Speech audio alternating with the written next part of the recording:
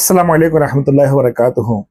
प्यारे दोस्तों, मुफ्ती अरशद देहलीवाला की वीडियो अभी अभी आई है, क्योंकि 3 महीने से करीब करीब जो है खामोश थे। ये क्यों खामोश थे, उसकी वजह है क्योंकि कोई इज्तिमा जो है इतना बड़ा नहीं हुआ जिसमें हजरत जी मौलाना साद साहब की बात हुई हो। अब यूएसए में इज्तिमा हुआ तो इनके अंदर भी जो है इनका कीड़ा है वो काटना शुरू करा और उन्होंने जो है उस पर वीडियो बनाई।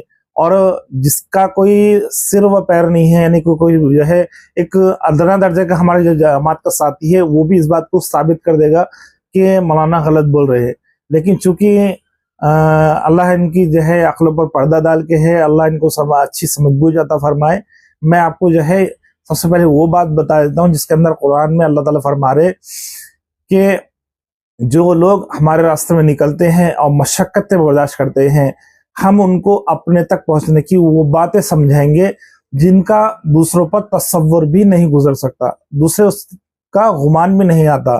तो अल्लाह ताला वो बातें समझाते हैं। इन लोगों की बातें वो बातें समझ में ही नहीं आएंगी जो अल्लाह हमें समझाते हैं, जो अल्लाह उलेमा को समझाते हैं, जो काम करने वाले साथियों को समझाते हैं। ये आम मजमा है, ये हालांकि उलेमा है, आलिम है, लेकिन अल्लाह ताला फिर भी इनको जो है उन बातों से दूर रखते हैं, क्योंकि अल्लाह उन्हीं को बात समझाते हैं जो अल्लाह के रास्ते में निकलते हैं, अल्लाह के दीन के लिए मशक्कतें बर्दाश्त करते हैं और अल्लाह के लिए सब कुछ करते हैं। अल्लाह कुरान में फरमा रही बात कि हम उनको वो बातें समझाएंगे जिनके बारे में दूसरों को गुमान भी नहीं होगा।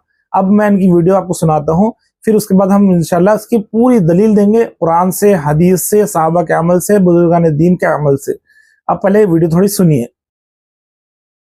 अब तक तो मौलाना साद साहब ये कहते थे कि 4 महीने लगाना अल्लाह का अम्र है, लेकिन इस बयान में मौलाना ने उससे आगे बढ़कर ये तक दावा कर दिया कि लोगों को गश्त करके मस्जिद में जमा करना ये भी अल्लाह का हुक्म और अल्लाह का अम्र है। गश्त करके मुसलमान को मस्जिद में जमा करना अल्लाह का ऐसा अम्र है, अल्लाह ताला का ऐसा हुक्म है कि उसमें ताखीर अगर हो गई तो अल्लाह ताला का अज़ाब आ जाएगा।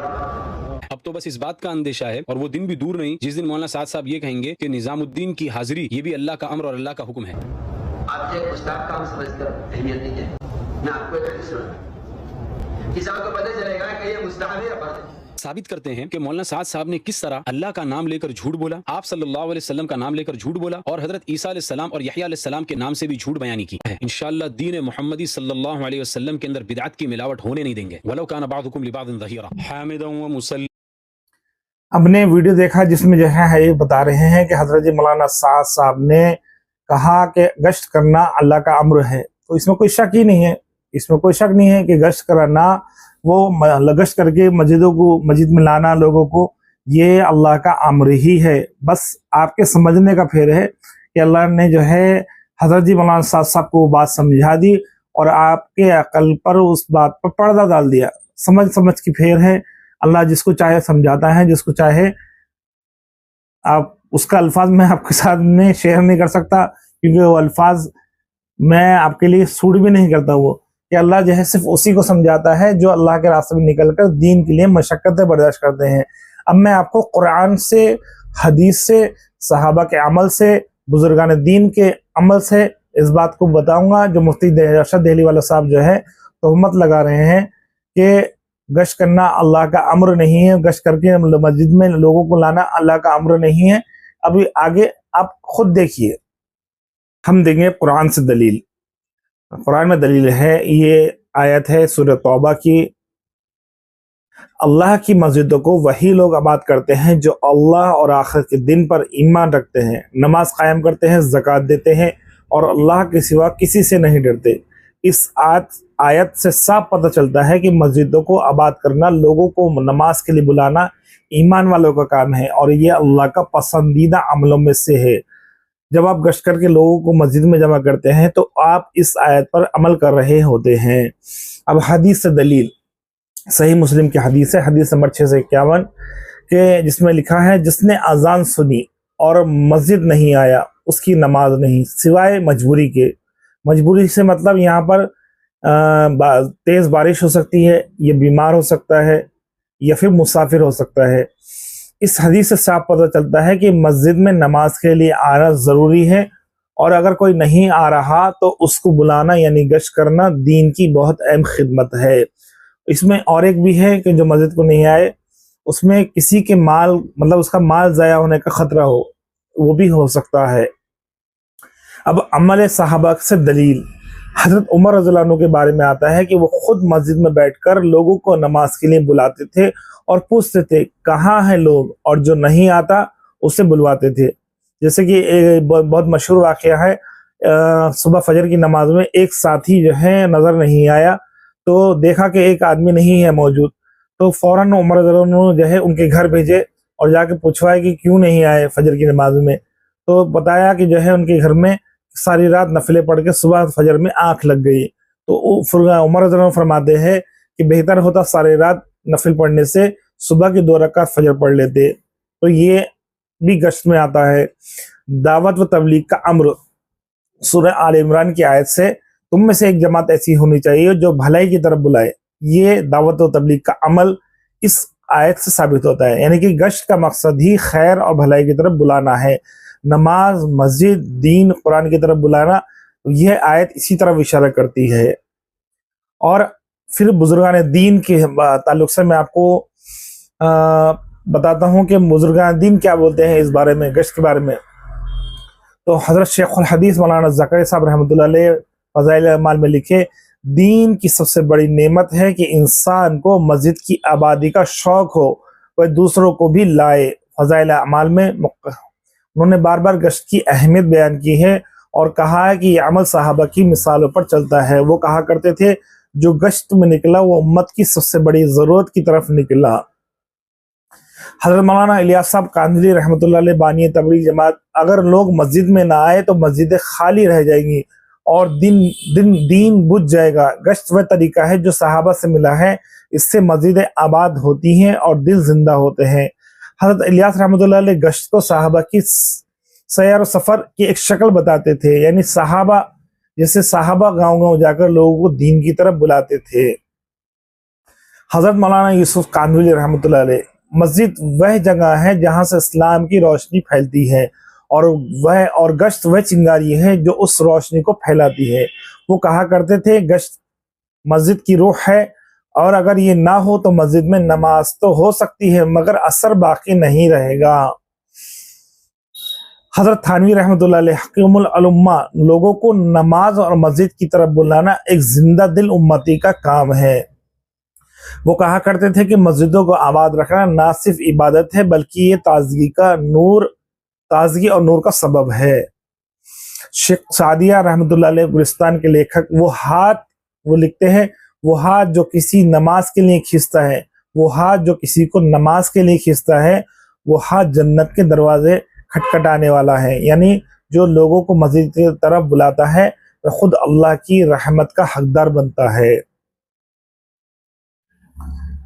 उम्मीद है कि आपको जो है बात समझ में आ गई होगी। जितना मेरी कोशिश थी मैंने उसमें मेहनत की कि मुफ्ती अरशद देहली वाला जो अपनी बात कर रहे हैं वो बात भी मैंने आपके सामने अपने जो सर्च किया उनके हवाले वगैरह सब मैं उसको आपके सामने पेश किया। तो कुल मिलाकर एक बात आपके सामने पेश कर रहा हूँ कि भाई कोई भी उलेमा हो, सबकी अपने अपनी जो है समझने की सलाहियत होती है। और सबसे बड़ी सलाहियत क्या है मालूम है कि अल्लाह जिसको चाहे समझाए, जिसको चाहे गुमराह रखे। हजरत जी मौलाना साहब को अल्लाह समझा रहे हैं क्योंकि वो सारे आलम के अमीर हैं और वो इस दीन की खातिर उनके बल्कि खुद वो नहीं उनके ख़ानदान ने पूरे दीन की खातिर मशक्क़तें बर्दाश्त की हैं, अपना सब कुछ जो है इस दीन की खातिर लगाया। तो अल्लाह तो उनको वो बातें समझाएगा जिस पर जो है किसी का गुमान भी नहीं गुजर सकता। बल्कि हजरत जी मौलाना साहब नहीं बल्कि एक आम साथी पर भी अल्लाह वो बातें खोलता है जो किसी आलिम पर नहीं खोलता। हमारे मस्जिद में एक मुफ्ती मौलाना गफूर साहब हैं, उन्होंने खुद इस बात को कबूल करते हैं, हालांकि वो काम में लगे हुए भी हैं नहीं भी हैं, यानी कि वो मदरसा चलाते हैं और काम से मुखालिफ भी नहीं है और जो है मुकम्मल वक्त भी नहीं देते, लेकिन वो मुखालफत नहीं करते और माशाल्लाह जो है काम की तायीद करते हैं। तो उन्होंने खुद इस बात को एक बार बोले कि तबलीग बल्कि कई सारे उलेमा इस बात को बोले जो काम से मुखालिफ नहीं है लेकिन काम में जुड़े हुए भी नहीं है। वो कहते हैं कि एक तबलीग का साथी वो बातें अल्लाह वो बातें खोल देता है उन पर जो दूसरा किसी आलिम पे भी नहीं खुलते। अब इस पर जो है थोड़े लोग बोलेंगे, एतराज करेंगे कि आलिम को पीछे डाल दिया। हाँ, आलिम को पीछे डाल दिए, क्योंकि ये बात जो है खुद हमारे हैदराबाद से साबित है। हमारे मरहूम आबिद खान साहब रहमतुल्लाह अलैह, अल्लाह उनकी कब्र को जो नूर से भर दे, खुद आलिम नहीं थे लेकिन अल्लाह ताला उन पर ऐसी ऐसी बातें खोलते थे और बयान ऐसे जबरदस्त करते थे कि एक आलिम ना कर सके, एक आलिम नहीं कर सकते थे। ख्वाजा मोहिउद्दीन जो है महबूबनगर के एक साथी थे, महबूबनगर के आसपास के कलवा कुर्ती के, कई साल तबलीग में लगाए और ऐसी बात करते थे कि एक आलिम ना कर सके, एक आलिम जो है ना कर सके। तो ये अल्लाह के मर्जी है, अल्लाह जिसको चाहे इल्म दे, अल्लाह जिसको चाहे सीना खोल दे, वो अल्लाह की मर्जी है। बाकी आप लोग फैसला करें कि कौन बेहतर है, कौन सही रास्ते पे है, कौन गलत रास्ते पे है। अब मुखालिफ तो जो है फिर इस वीडियो पर जो है निगेटिव कमेंट्स ही करेंगे। वो ये बोलेंगे कि तुम तो आलिम नहीं हो। हाँ, मैं आलिम नहीं हूँ, लेकिन सर्च करना तो मेरा काम है ना। कुरान और हदीस की रोशनी में जो है ढूंढ के लाना तो मैं कर सकता हूँ ना, तो मैंने किया। वीडियो को लाइक करें, शेयर करें और चैनल को सब्सक्राइब करें। मुफ्ती अरशद देहली वाला तक पहुंचा देता हूँ, पहुंचा सकता हूँ, बल्कि पहुंचाना चाहता हूँ कि मुफ्ती अरशद देहली वाला साहब, आप जब वीडियो बना रहे हो और कमेंट्स लोग कर रहे हैं, चाहे वो आपके हक में हो या ना हो, तो आप कमेंट्स डिलीट क्यों कर रहे हैं? आप चैनल से रिमूव क्यों कर रहे हैं? लोगों को ब्लॉक क्यों कर रहे हैं? आपके अंदर जो है सुनने का मादा नहीं है क्या? या सिर्फ अपनी ही बात कहने का आप जज्बा रखते हैं, दूसरों की बात सुनने का आपके अंदर जज्बा नहीं है?